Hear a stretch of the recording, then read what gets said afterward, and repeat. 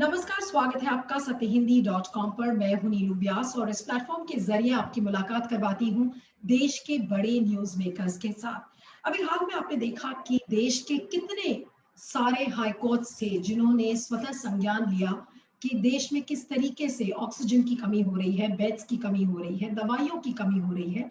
लेकिन supreme court ने भी स्वतः संज्ञान लिया और उसको लेकर आज बहुत सारे सवाल खड़े हो रहे हैं कि क्या हाई कोर्ट्स को सुप्रीम कोर्ट काम करने दे रहे हैं, हाई कोर्ट्स को कितनी स्वतंत्रता है, और सुप्रीम कोर्ट के ऊपर भी जो बहुत सारे सवाल पिछले कई सालों से उसकी वर्किंग्स को लेकर, उसकी गरिमा को लेकर, उसकी स्वतंत्रता को लेकर बहुत सारे सवाल खड़े हो रहे हैं। इन सारी मसलों पर आज हमारे साथ बात करने के लिए एक बहुत ही गरिमावान व्यक्ति हैं, बहुत जाने माने एकेडमिशियन, लीगल स्कॉलर और वाइस चांसलर, जो कि national academy of legal studies and research, university Hyderabad के। आपका बहुत बहुत स्वागत है फैजान मुस्तफा साहब। Thank you Neelu, thank you for me. Mustafa साहब, जो मेरा पहला सवाल है कि आज कोई भी एक आम आदमी है, वो खासकर सुप्रीम कोर्ट्स की जो वर्किंग्स है और जिस तरीके से वो काम कर रहा है, उसको लेकर आज बहुत सारे सवाल हैं।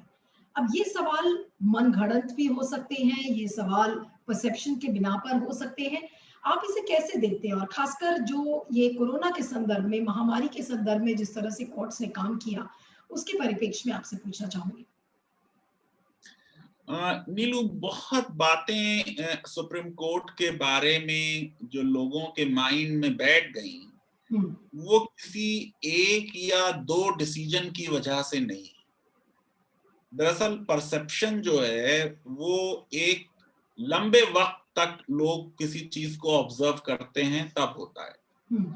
तो चीफ जस्टिस दीपक मिश्रा, फिर चीफ जस्टिस रंजन गोगोई, फिर चीफ जस्टिस एस.ए. बोबडे, कम से कम इन तीन चीफ जस्टिस का जो टेन्योर है, उस टेन्योर में सुप्रीम कोर्ट ने उन मामलात में जिनमें या तो केस सरकार के विरुद्ध था या लोगों के मौलिक अधिकारों के हनन का मुद्दा लेकर लोग अदालत गए थे, उसको जिस तरीके से डील किया, उससे लोगों के माइंड में एक बात ये बैठ गई कि ये कोर्ट जो है ये गवर्नमेंट के खिलाफ उतनी मुस्तैदी से खड़ी होने को तैयार नहीं है जितनी 90s में या लेट 80s में या अर्ली 2001 की सुप्रीम कोर्ट थी। अब ये बात नीलू बिल्कुल सही है कि ये जमाना वो था जब कोलिशन सरकारें केंद्र में थी, क्योंकि हम पहले भी देख चुके हैं कि जब इंदिरा जी की मजबूत सरकार या राजीव गांधी की मजबूत सरकार थी, खासतौर से इंदिरा जी की 70s में, तो हमारी कोर्ट ज्यादातर सरकार के साथ थी और कई जजेस भी इंदिरा जी ने ऐसे अपॉइंट किए थे जिनको कमिटेड जजेस कहा जाता है, जो कि कमिटेड थे सरकार को रादर देन कॉन्स्टिट्यूशन को। और ये कमिटेड जजेस का कंसेप्ट कम्युनिस्ट जुडिशरी के बारे में कहा जाता है। ये लिबरल डेमोक्रेटिक सिस्टम में कमिटेड जजेस नहीं होते।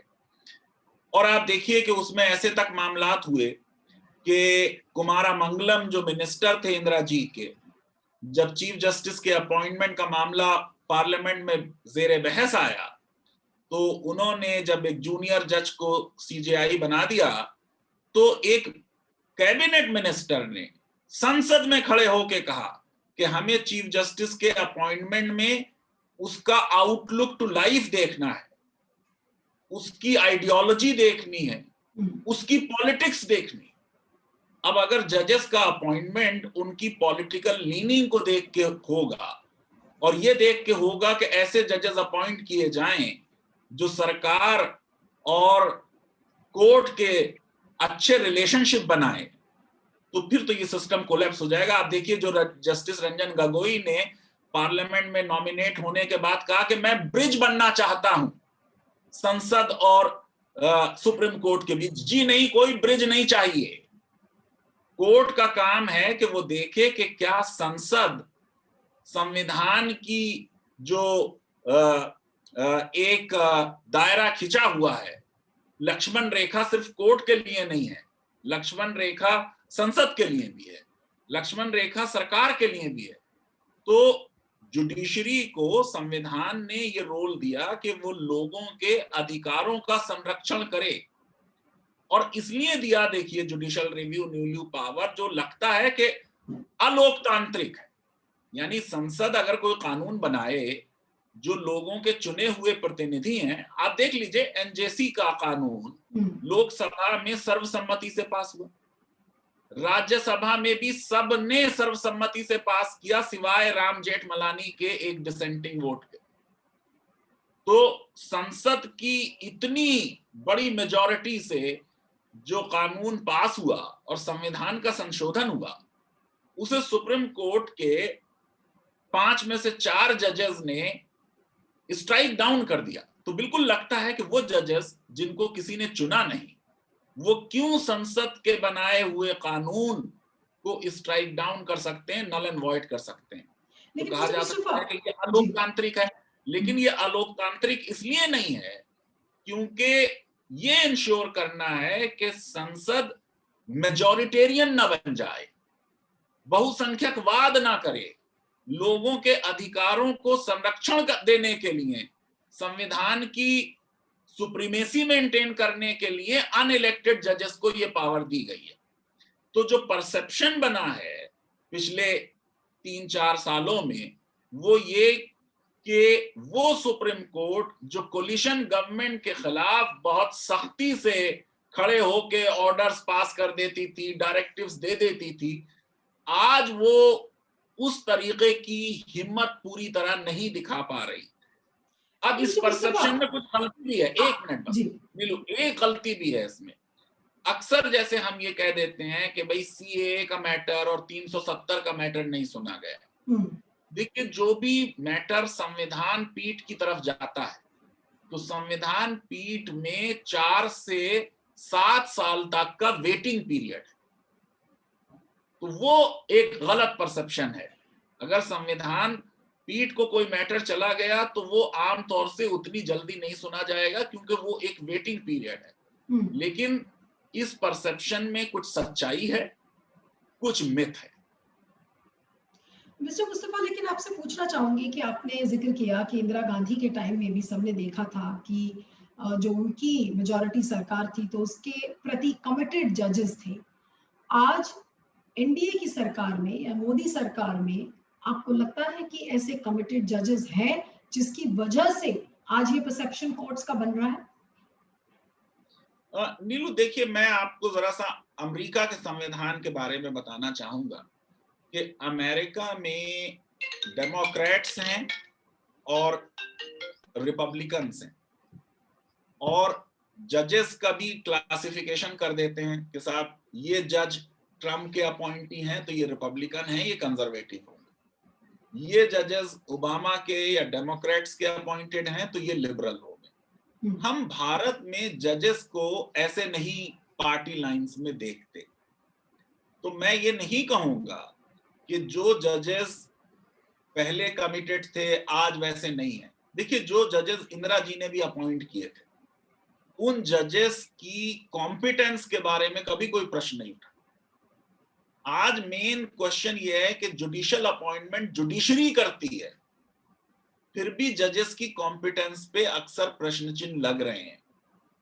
तो जजेस आज के कमिटेड हैं सरकार को या सरकार की आइडियोलॉजी को, ये क्लियर इसका आंसर नहीं दिया जा सकता। लेकिन जजेस को कमिटेड होना चाहिए संविधान को। क्या वो संविधान की सुप्रीमेसी और लोगों के मौलिक अधिकारों को उतनी महत्ता देते हैं जितना संविधान उनसे एक्सपेक्ट करता है? देखिए, मैं 1-2 सेंटेंस आपको बताता हूं। अगर चीफ जस्टिस ऑफ इंडिया सड़कों पर हजारों माइग्रेंट्स चल रहे हैं, सॉलिसिटर जनरल के कहने पर कि साहब ये एक फेक न्यूज की वजह से हैं और सड़क पर कोई माइग्रेंट नहीं है, उस बात को एक्सेप्ट कर ले, तो परसेप्शन खराब होगा। या अगर सुप्रीम कोर्ट ऑफ इंडिया जो है वो, जैसा इन्होंने अभी परसों ऑर्डर दिया कि साहब एक पैनिक जनरेट हो गया तो पैनिक जनरेट वाला सेंटेंस जो है वो कहीं ना कहीं सरकार को बेल आउट करने का एक सोफिस्टिकेटेड एफर्ट नजर आता है। पैनिक जनरेट कोई आर्टिफिशियली नहीं हुआ है, हम सब पैनिक में हैं, अपनी आंखों से देख रहे हैं कि लोगों को ऑक्सीजन नहीं मिल रही, इस अस्पताल में 1 घंटे की है, उस अस्पताल में 1.5 घंटे की है, लोगों को बेड्स नहीं मिल रहे।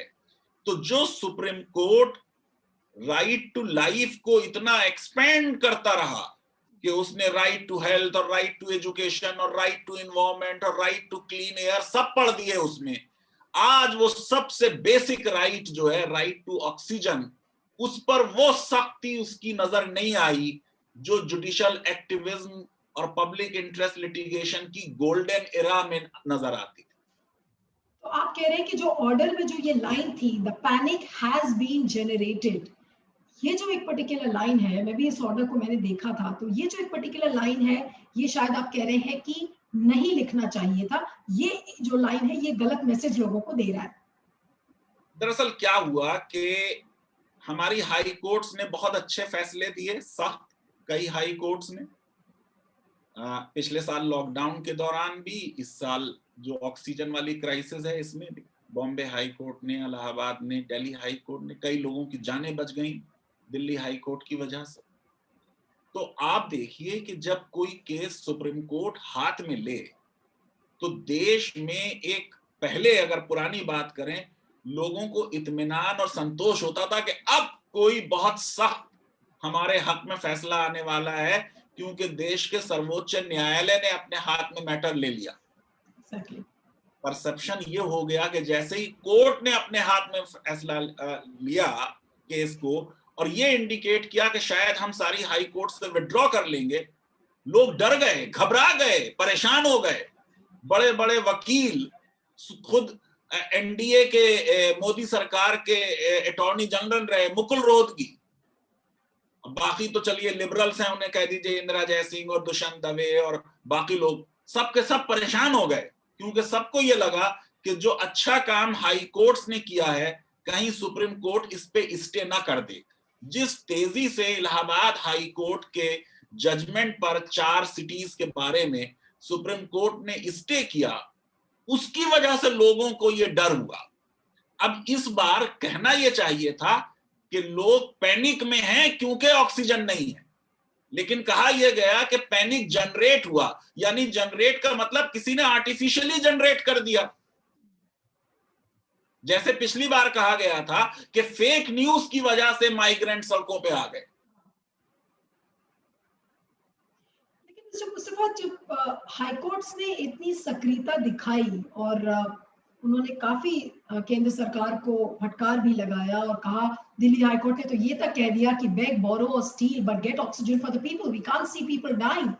अगर उस तरीके का एक ऑर्डर आता है हाई कोर्ट्स की तरफ से, तो सुप्रीम कोर्ट को, मैं आपसे सवाल ये कर रही हूं कि क्या सुप्रीम कोर्ट का इस जंक्चर पर स्वतः संज्ञान लेना, और वो भी जो क्लैरिफिकेशन दिया है उन्होंने, सुप्रीम कोर्ट ने अपने क्लैरिफिकेशन में ये कहा है कि स्वतः संज्ञान उन्होंने इसलिए लिया because it's creating lot of confusion और जो रिसोर्सेज का डाइवर्शन है वो ठीक तरीके से नहीं हो पा रहा है। तो क्या आपको लग रहा है कि सुप्रीम कोर्ट के एंड से इस तरीके का जो क्लैरिफिकेशन आता है ये किस तरीके की छवि बना रहा है सुप्रीम कोर्ट की? देखिए, पहली बात तो ये कि कंफ्यूजन नहीं था, क्योंकि जो भी हाई कोर्ट का ऑर्डर हो रहा था वो उस ज्यूरिसडिक्शन की जो सरकार थी उसके लिए हो रहा था, तो कंफ्यूजन वाली थ्योरी पूरी तरह सही नहीं। दूसरी चीज जो सुप्रीम कोर्ट ने अपने इस ऑर्डर में कही वो ये कही कि इन ऑर्डर से कुछ लोगों के लिए तो सप्लाई एक्सेलरेट की जा रही है और प्रायोरिटाइज की जा रही है और कुछ और लोग जो है वो उससे वंचित हो जाएंगे। अब ये कि हर चीज में ये कह देना one nation, one law, one tax, one everything, हमारा बहुत बड़ा देश है, हम पूरे एक सब कॉन्टिनेंट हैं। अब देखिए, ऑक्सीजन की सप्लाई, बेड्स की अवेलेबिलिटी, मेडिसिन की अवेलेबिलिटी की प्रॉब्लम पूरे देश में नहीं है। कुछ राज्य इनमें ठीक कर रहे हैं, कुछ राज्यों के हालात खराब हैं, कुछ राज्यों के हालात बहुत ज्यादा खराब हैं। तो ऐसी सिचुएशन में एक यूनिफॉर्म पॉलिसी लाने के इंटरेस्ट में कोर्ट ने अपने को जस्टिफाई किया कि हम इसको खुद सुने। लेकिन मैं ये समझता हूं कि उससे मैसेज बिल्कुल गलत चला गया। सो मच सो कि ऑर्डर में कहीं ये नहीं लिखा था कि हम हाई कोर्ट के किसी भी ऑर्डर को स्टे कर रहे हैं। लेकिन बड़े बड़े वकील जो थे वो भी इस परसेप्शन में आ गए और फिर कल सुप्रीम कोर्ट ने उनसे बहुत सख्ती से पूछा कि भाई हमने तो कहीं किसी हाई कोर्ट को नहीं रोका प्रोसीडिंग करने सुनने से। तो वो बात सही थी सुप्रीम कोर्ट की। सुप्रीम कोर्ट ने किसी हाई कोर्ट को नहीं रोका था इस मामले में। लेकिन इलाहाबाद हाई कोर्ट के मामले में चंद मिनटों में सॉलिसिटर जनरल के कहने पे उन्होंने स्टे कर दिया था और उस डिसीजन का काफी क्रिटिसिज्म लीगल सर्कल्स में हुआ। नहीं, लेकिन मिस्टर मुस्तफा, आपको नहीं लग रहा है कि कल जो सुप्रीम कोर्ट ने कहा इस बात को कि देखिए हमने हाई कोर्ट्स को मना नहीं किया सुनवाई करने के लिए, तो वो भी कहीं ना कहीं इतना क्रिटिसिज्म होने के बाद वो ऐसा नहीं लग रहा कि आपको प्रेशर में आके उन्होंने ये बातें कही हैं? लेकिन अगर एक्चुअलिटी की बात करें, वास्तविकता अगर देखें, तो अगर किसी चीज का सुप्रीम कोर्ट किसी इशू पर स्वतः संज्ञान लेता है तो हाई कोर्ट्स किस आधार पर इंटरवीन करेंगे, कैसे काम करेंगे? क्योंकि हाई कोर्ट्स को लगेगा कि देखिए सुप्रीम कोर्ट के ऑलरेडी पाले में वो केस है, तो उसमें वो क्यों इंटरवीन करेंगे, दखलंदाजी क्यों करेंगे? नीलू, बहुत अच्छा सवाल आपने पूछा। मैं मुबारकबाद देना चाहूंगा कि मैं समझता हूं कि कम एंकर्स ये सवाल पूछ सकते हैं। उसकी वजह ये है कि देखिए मैंने अपना जो video legal awareness web series के लिए बनाया था कि क्यों लोगों का विश्वास हाई कोर्ट में है और सुप्रीम कोर्ट में नहीं है, ये एक इंट्रोस्पेक्शन का मुद्दा है जिसमें सुप्रीम कोर्ट को सोचना चाहिए। देखिए पीएन कुमार का एक जजमेंट है 1988 का, उसमें सुप्रीम कोर्ट ने खुद कहा our high courts are high courts, और हमारे जज बड़े एफिशिएंट्स हैं हाई कोर्ट के, बहुत कॉम्पिटेंट हैं और हमको हाई कोर्ट्स में जाना चाहिए। आप देखिए क्यों मैं हाई कोर्ट को सैल्यूट करना चाहता हूं। बॉम्बे हाई कोर्ट को बताया गया कि सुप्रीम कोर्ट ने सो मोटो नोटिस ले लिया है, उन्होंने हियरिंग नहीं रोकी। दिल्ली हाई कोर्ट को बताया गया कि उन्होंने सो मोटो नोटिस सुप्रीम कोर्ट ने ले लिया है, क्योंकि सरकार नहीं चाहती कि हाई कोर्ट इस मुद्दे को सुने। उनको ये आसानी है कि एक सुप्रीम कोर्ट को वो कन्विंस कर लें और पूरे देश के लिए मामलात उनके लिए बेहतर हो जाएं। लेकिन कम से कम 2 हाई कोर्ट की मैंने एग्जाम्पल दी जहां सरकारी वकील ने बताया कि सुप्रीम कोर्ट ने सो मोटो नोटिस ले लिया और हाई कोर्ट ने कहा नहीं, हियरिंग जारी रखिए। क्यों? क्योंकि उन्होंने कहा ऑर्डर कहां है, ऑर्डर नहीं है। ठीक है, सुप्रीम कोर्ट भी हियरिंग कर रही है। पीएन कुमार के केस में जो 87 का केस मैंने आपको बताया, उसमें खुद सुप्रीम कोर्ट ने लिखा कि अगर कोई मैटर सुप्रीम कोर्ट सुन भी रही है, इसका मतलब ये नहीं है कि हाई कोर्ट उस मैटर को अब नहीं सुनेगी। नहीं, तो अब ये जो आगे का केस है, अब इसकी सुनवाई उन्होंने टालकर ट्यूसडे को कर दी है, जबकि कोई अर्जेंसी भी नहीं दिखी। यहाँ पे ऑक्सीजन, दवाई, वैक्सीन्स, लॉकडाउन, ये सब जैसे मुद्दों पर अब सुप्रीम कोर्ट अगर सुनवाई करेगा और उसको अर्जेंसी नहीं है, लेकिन अगर अर्नब गोस्वामी का बेल का मामला आता है तो कोर्ट उनको तुरंत बेल भी दे देता है। यहाँ पर आपने खुद कहा कि राइट टू ऑक्सीजन एक बेसिक राइट है, जिसके लिए आज हम 2 से 3 दिन 4 दिन लगा रहे हैं। कोर्ट्स को ये अर्जेंसी क्यों नहीं समझ में आ रही है? सुप्रीम कोर्ट को क्यों नहीं समझ में आ रही है अर्जेंसी? देखिए नीलू, इसीलिए परसेप्शन मैंने कहा खराब हुआ, और वो जमाना जिसमें सरकार परसेप्शन पे चल रही है, परसेप्शन पे इलेक्शन जीते जा रहे हैं। आप सोचिए, पहले सो मोटो इस मैटर को सुना जाना और फिर कल ऑक्सीजन पे कोई बहस नहीं हुई। बहस सिर्फ 2 मुद्दों पे हुई कि साहब सुप्रीम कोर्ट के सो मोटो सुनने का क्रिटिसिज्म क्यों किया। जब सुप्रीम कोर्ट ने हाई कोर्ट को रोका नहीं तो फिर ऐसी बातें क्यों कही गई। हरीश साल्वे के बारे में गलत बातें क्यों कही गई कि साहब वो चीफ जस्टिस के बचपन के दोस्त हैं, उनके साथ स्कूल में पढ़ते थे, उन्हें एमाइकस बना दिया गया। यानी कोई 15-20 मिनट 25 मिनट हियरिंग हुई, लेकिन मुद्दे पर हियरिंग नहीं हुई। अब फिर इसको की डेट डालना ट्यूसडे, एक आउटगोइंग चीफ जस्टिस है, कम से कम मंडे तो डेट डालनी चाहिए थी कि नए चीफ जस्टिस उस मैटर को सुनते। लेकिन नए चीफ जस्टिस बाउंड नहीं है इस ऑर्डर की। अगर वो चाहेंगे तो वो आज भी सैटरडे में भी कोर्ट सुन सकती है, संडे में भी सुन सकती है। जो ऑक्सीजन का मामला है उसमें वेट नहीं किया जा सकता। जो इलाहाबाद हाई कोर्ट का स्टे हुआ, उसमें यही सबसे बड़ी प्रॉब्लम थी कि सरकार से कहा गया कि 1 हफ्ते में जवाब दो और डेट लगाई गई 2 हफ्ते बाद की। यहां 2 हफ्ते का टाइम नहीं है। अगर चंद मिनट की देरी भी हो गई, जो वाकई में बहुत से केसेस में हो गई, और कितने लोगों की जानें चली गई। देखिए, इमरजेंसी के बाद कोर्ट ने पब्लिक इंटरेस्ट लिटिगेशन में बहुत अच्छा काम क्यों किया? क्योंकि इमरजेंसी के दौरान जो कोर्ट ने प्रो गवर्नमेंट जजमेंट दिए थे, उससे कोर्ट की लिजिटिमेसी पर प्रश्न चिन्ह लग गए थे। लोगों का विश्वास सुप्रीम कोर्ट से उठ गया था, इसलिए उनको उस विश्वास को पाने के लिए ये excessive public interest litigation, judicial activism करना पड़ा। अगर ऑक्सीजन का मुद्दा भी कोर्ट प्रायोरिटी पर मिनट्स के लेवल पे नहीं सुनेगी, आवर्स के लेवल पे नहीं सुनेगी, उन पे भी एडजर्नमेंट्स और डेट्स होंगी, तब फिर जाहिर है कि हम वहीं पहुंच जाएंगे जहां हम इमरजेंसी वाली कोर्ट पे थे, जब लोगों का विश्वास नहीं था। और लोगों का विश्वास अदालत में होना बहुत जरूरी। देखिए, जॉली एलएलबी फिल्म में एक डायलॉग ये अच्छा बोलते हैं वो जज कि भाई देखिए, अभी भी अगर लोगों में कहीं झगड़ा होता है तो कहते हैं मैं तुम्हें अदालत में देखूंगा। तो लोगों का विश्वास विधायिका में और लोगों का विश्वास सरकार में तो ऑलरेडी कम हो चुका है पिछली कई डिकेड से। जुडिशरी में अभी बाकी है।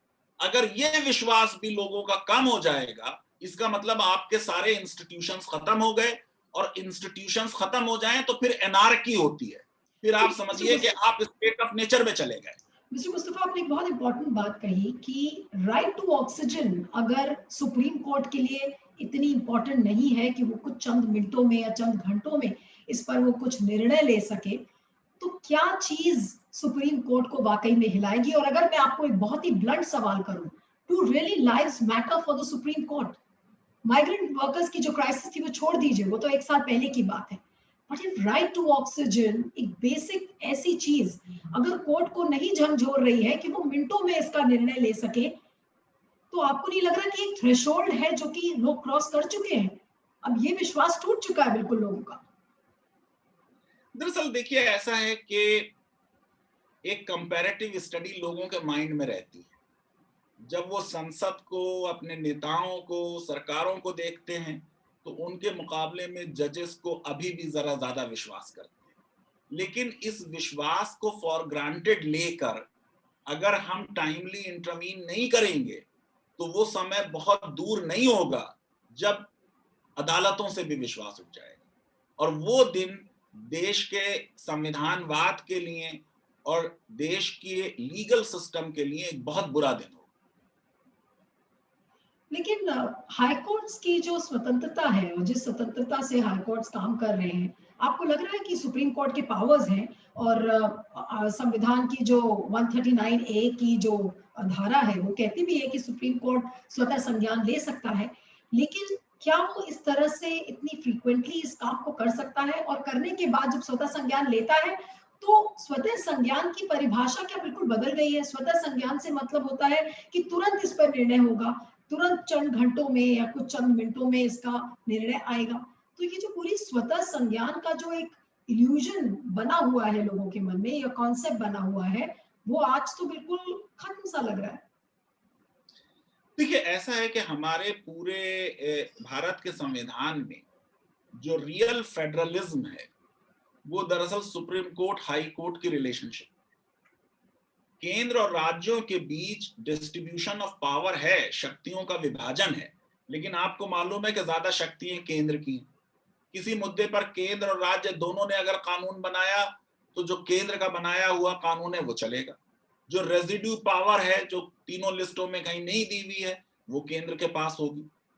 लेकिन जब हाई कोर्ट और सुप्रीम कोर्ट का मामला आता है, तो सुप्रीम कोर्ट का चीफ जस्टिस हाई कोर्ट के जजेस और चीफ जस्टिस का बॉस नहीं है।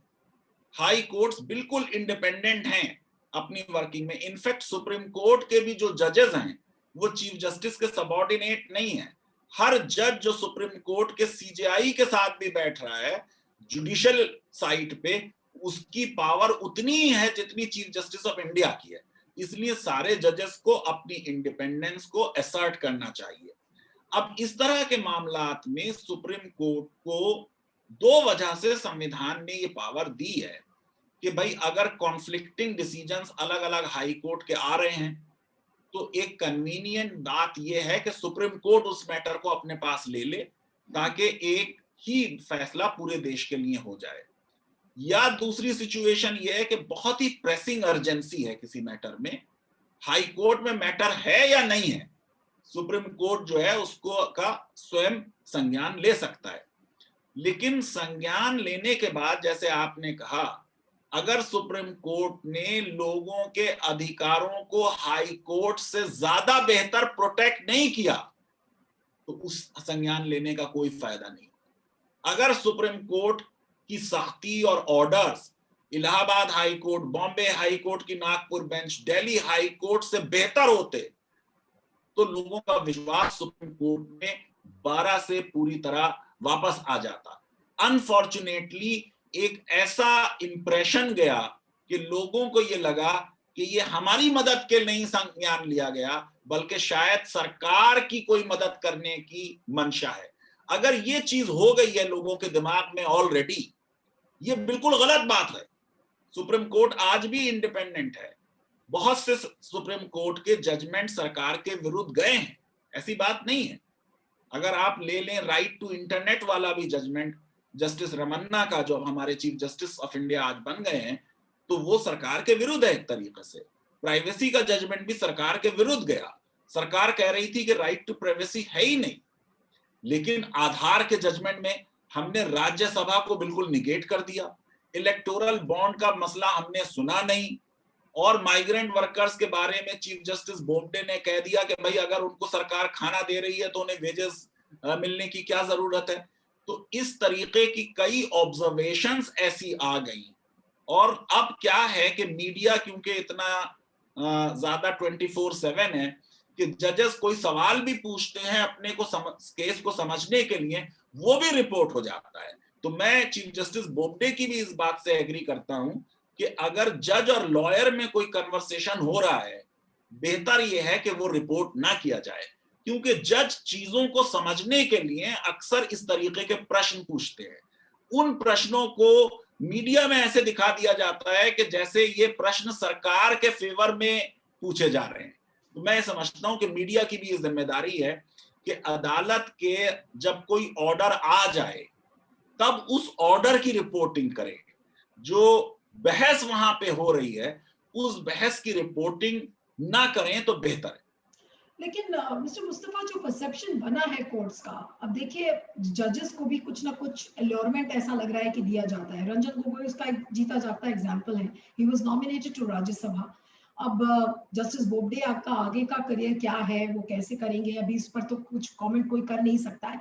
लेकिन जो ये बार बार ये बातें आ रही है कि कोई ना कोई लोक लुभावन सारे जजेस को दिया जाता है कि किसी ह्यूमन राइट्स कमीशन का उनको चेयरमैन बना दिया जाएगा या राज्यसभा भेज दिया जाएगा या गवर्नर बना दिया जाएगा, तो क्या ये कारण है कि जजेस ने, सुप्रीम कोर्ट के जजेस ने बिल्कुल असर्ट करना बंद कर दिया है, जिसकी वजह से ये परसेप्शन बना है कि ऐसा लग रहा है कि सुप्रीम कोर्ट अब सरकार का बचाव ही करेगी और सुप्रीम कोर्ट जहां पर सरकार की आलोचना होगी वो तब इंटरवीन करेगा? देखिए, अरुण जेटली जी की एक अच्छी बात थी कि वो ये कहते थे कि पोस्ट रिटायरमेंट जजेस का कोई अपॉइंटमेंट इस तरह का नहीं होना चाहिए। लेकिन अब अगर हमने 70-80 ट्रिब्यूनल बना रखे हैं और ट्रिब्यूनल में हमें जुडिशियल मेंबर या जुडिशियल चेयरमैन चाहिए, तो जाहिर है कि वो रिटायर्ड जजेस में से आएगा।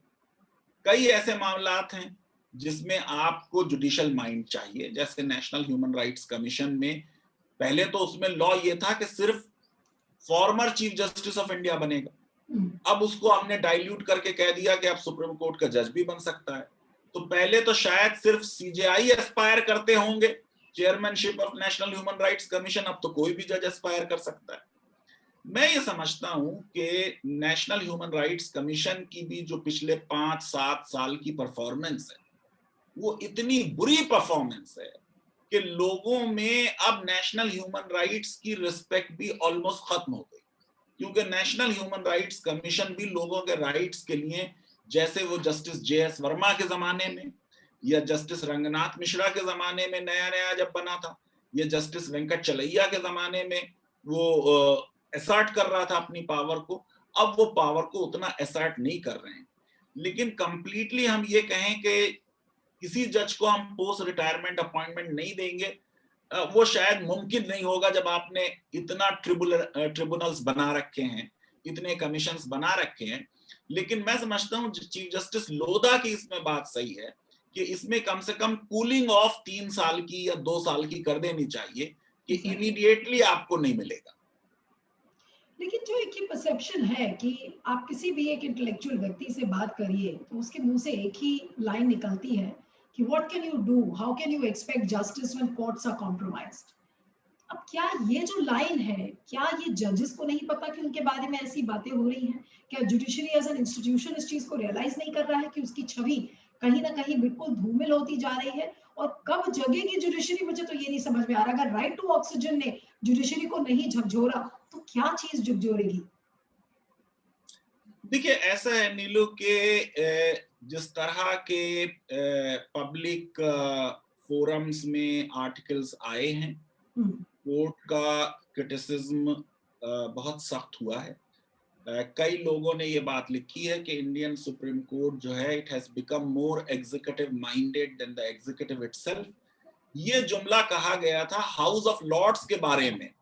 हाउस ऑफ लॉर्ड्स जो था 2009 से पहले इंग्लैंड की हाईएस्ट कोर्ट भी था हाउस ऑफ लॉर्ड्स। तो 21 लॉ लॉर्ड्स बैठ के वहां की हाईएस्ट कोर्ट बनाते थे।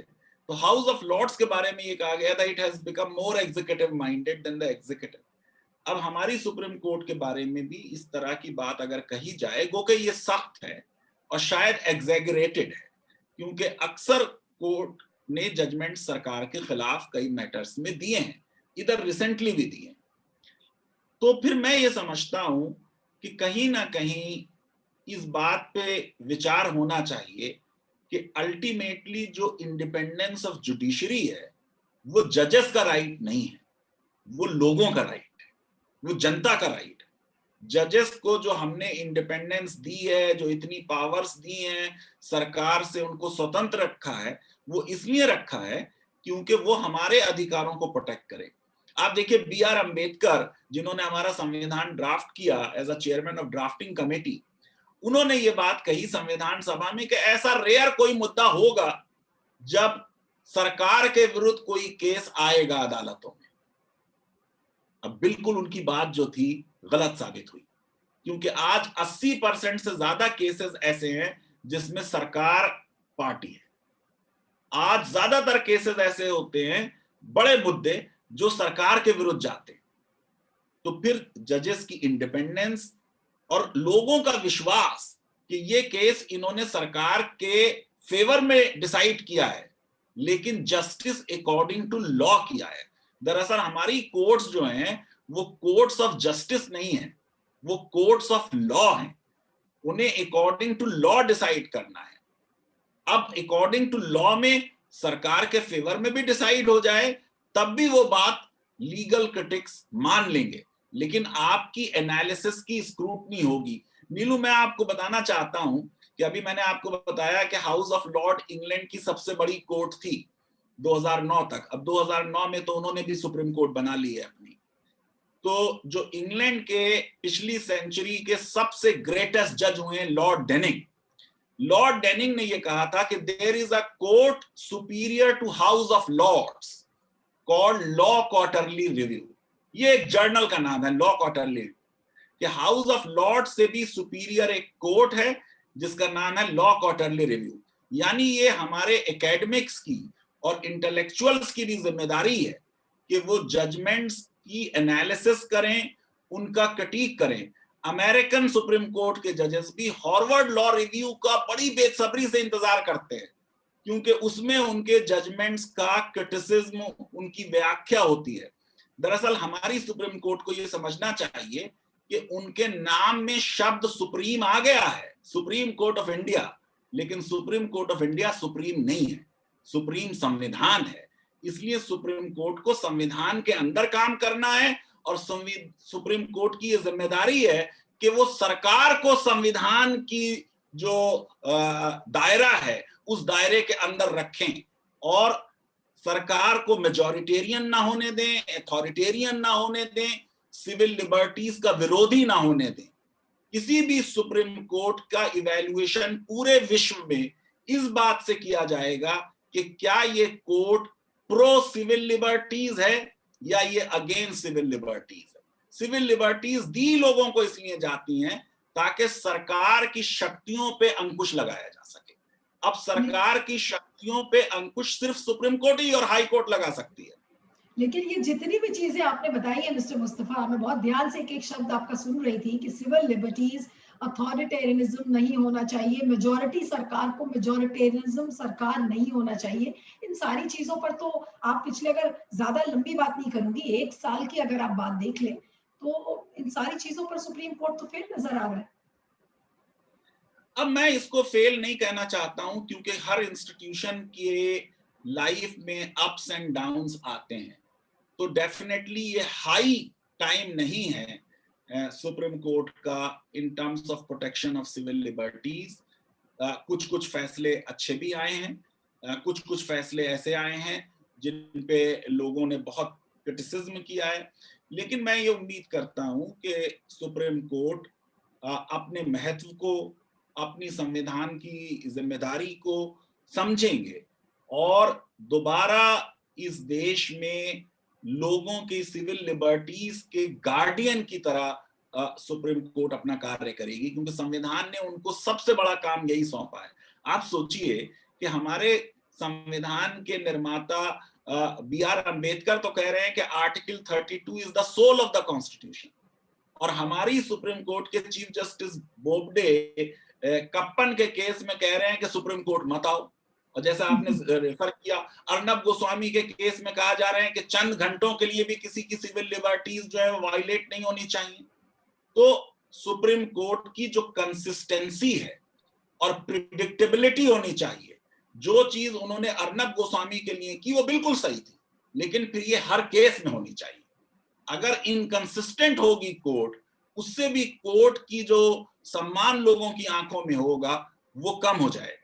तो कंसिस्टेंसी मेंटेन होनी चाहिए, और क्योंकि हम डॉक्ट्रिन ऑफ प्रेसिडेंट फॉलो करते हैं, प्रेसिडेंट का मतलब जो पिछले जजमेंट हैं वो अगर सिमिलर सिचुएशन होंगी तो फॉलो होगा, उसमें प्रिडिक्टेबिलिटी होनी चाहिए। थोड़ी रिजिडिटी तो आ जाती है उससे, लेकिन प्रिडिक्टेबिलिटी।